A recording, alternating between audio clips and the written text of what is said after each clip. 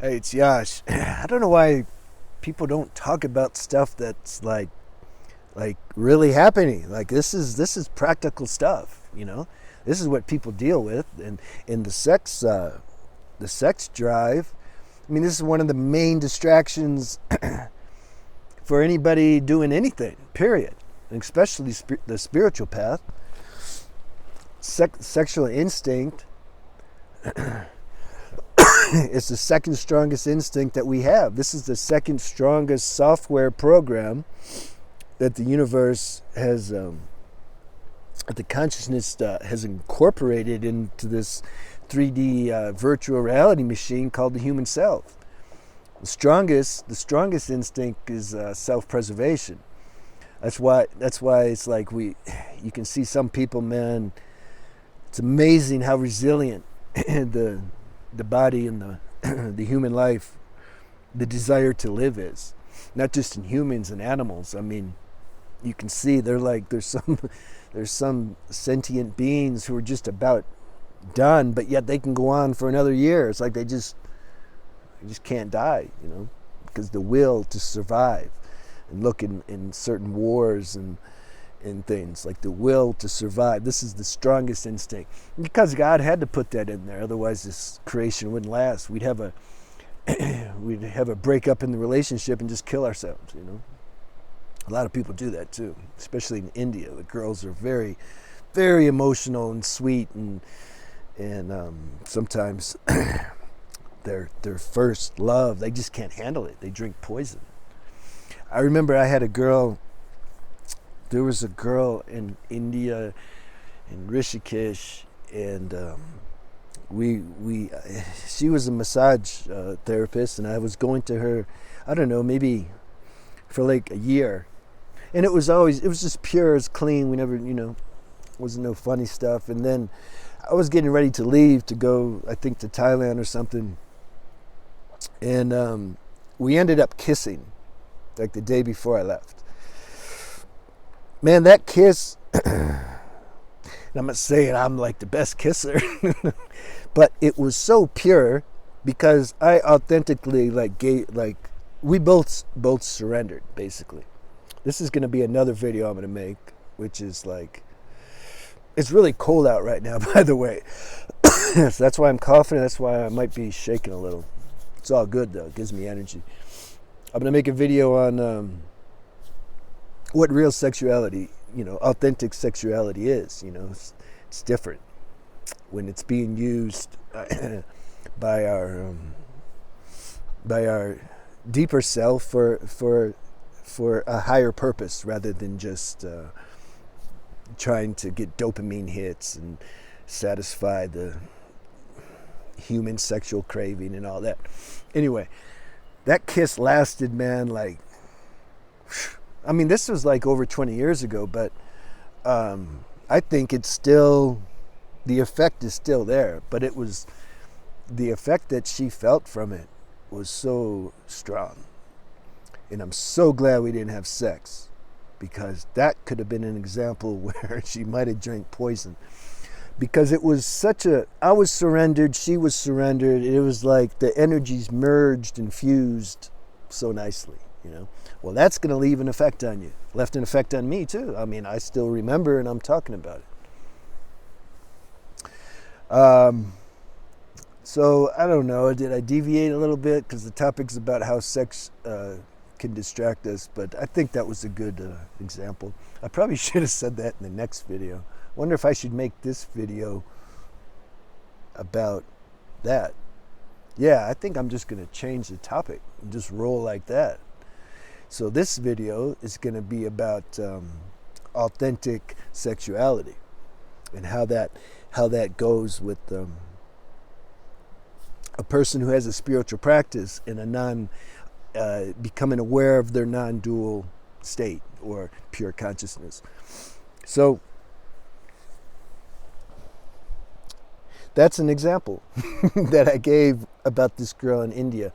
When you're using sex for that purpose, procreation, or as a meditation, or as a medicine, Like these are the three reasons that I see for having sex. And it's not even sex. Like even saying that word, it like doesn't fit here. I'm saying it because, we're using words, but it's more like an exchange of energy between a man and a woman. And when that's done consciously, and there has to be love there. There has to be love between the guy and girl. You can't just go out and pay somebody and be like, hey, let's exchange some energy. But when it's authentic, when it's divinely sent to you, and you just find yourself, you meet in a natural way, and you start hanging out, and there's an intimacy there that you can't deny. And it would be wrong to try to deny it, actually. See, some people do that. They just like, no, I'm not going to be distracted. I'm going to, that's more of an aesthetic type path. It's cool if that's your natural destiny. There's aesthetic and there's tantric.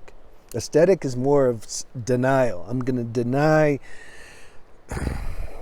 desires or tendencies, everything human, and I'm just going to keep denying that. And then one day through meditation, those tendencies just won't be there anymore. I don't know. I mean, that's a nice theory, but I've never seen it work. I was in an ashram. Every ashram I've been in, when I see these people who are aesthetic, it's like they're super suppressed and they're kind of got a lot of anxiety, Like they do good to go get drunk and have sex or something, just to get it out, Whereas Tantra is like, don't deny anything. I mean, be smart. Don't go to a brothel and say, yeah, I'm Tantra and I'm, have common sense. But you don't deny life. Situations that arise, that you find yourself in, you experience these things without losing yourself. This is the thing of Tantra. It's more about alchemy and transmutation and transformation. Because unless one can experience life and not lose their center, then you're kind of not done. And I feel karmically we'll have to keep reincarnating until the consciousness can demonstrate that it doesn't lose itself in all these different forms and expressions that life can take. Then I feel the evolution is complete, So, procreation, meditation, medicine. That's how I see this communion, some call sex, can be used. And it's great, like if the universe prescribes that situation, there you go, enjoy. The thing is, someone who's free, we're not waiting for that or hoping for that or looking for it. Oh, is she somebody I can do it with? Tantra has certain signs. You can do certain signs to let somebody know, like, I'm Tantra. Like, they do. So I'm not saying that. You become, one has to really recognize their true nature. Otherwise, we're just not going to be free. It's impossible. So if one has tasted and is, you can say, addicted to this serenity, this inner serenity that we feel when we keep our attention on our essence, consciousness, then we can enjoy life without desiring it. Even, you can have a little desire, it's cool. I mean, yeah, we don't become robots, but we're not like attached to things like that anymore. So if a situation comes where like it's appropriate to have this kind of physical intimacy with the other being, cool, you accept everything. Like, yeah, I'm like, why am I here on this planet? I'm not just gonna. There was a saint who just locked himself in a coffin, and then his students would give him breadcrumbs, and he was just gonna meditate until, God expresses in all different forms, but that's not my way, and I'm assuming it's not probably your way either. So, and I'm also assuming that if you watch the videos I make, you're probably more in the tantric tradition than the aesthetic. because I don't think the aesthetics would enjoy watching this. So therefore, I think we're all on the same page. And the other thing is, you see, you got to read your partner, because life can challenge you. It can send you a partner, a potential seeming partner, and if you're too overzealous, if there's still desire to have sex, if you haven't transcended that instinct, then you might get yourself in trouble. We got to know the person we're doing it with, are they also on that level or similar?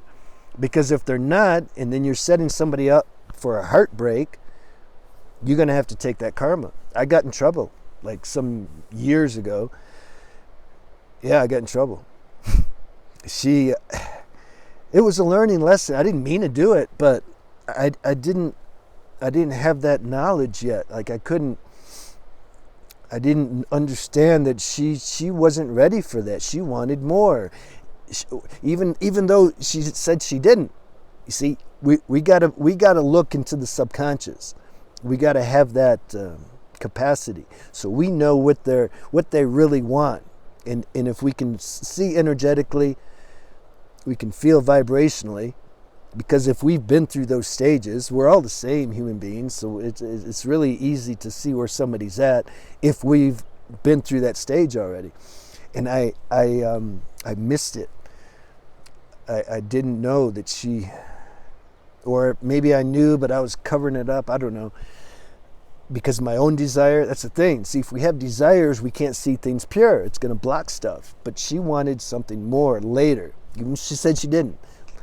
See, that stuff, if there's a real love feeling between people, you start to find out what your karma is. And it's like even if she said she didn't want to have kids or have a family later, it's like she does. And then the breakup is super intense for somebody like that. So we gotta be smart. See, it's a dangerous game a little bit, this life, you know. But there is a way to enjoy this sexual communion with somebody, and so yeah, I'm not against it, you know. This isn't the video where I don't want to talk too much about Tantra. I don't know. Let me see the response. You know, I don't know.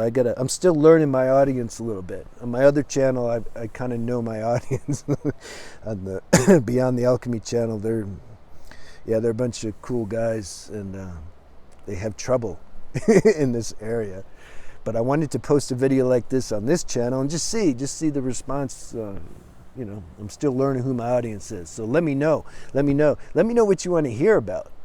So you gotta tell me, so I know, like, what are the main issues. And I'm getting a gist. You know, I'm making a video on, maybe I already made it, I don't know the order of when you're seeing these, on ego, because yeah, that's a big one.